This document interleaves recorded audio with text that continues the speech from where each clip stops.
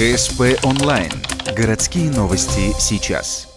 В Коми подвели итоги конкурса «Инноватика в образовании». Он проходит дистанционно раз в 2 года для педагогов. От Ухты в этом научном соревновании приняло участие больше 15 проектов. 2 из них принесли нашему городу и его учебным заведениям победу.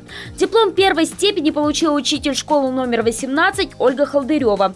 Филолог представила свою разработку «Интегрированное изучение русского языка на основе произведений о Великой Отечественной войне». Если для обывателя это простые слова, то для практикующих педагогов разработка ухтинки – еще одно подспорье в обучении детей.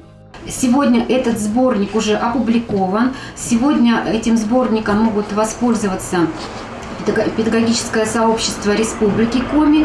Сегодня по этим сборникам работают наши обучающихся образовательных организаций.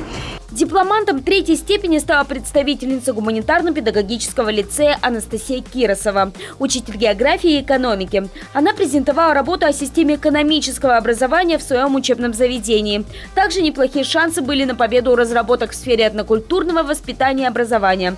Но, к сожалению, тут ухтинских педагогов обошли коллеги из НТИ и Воркуты.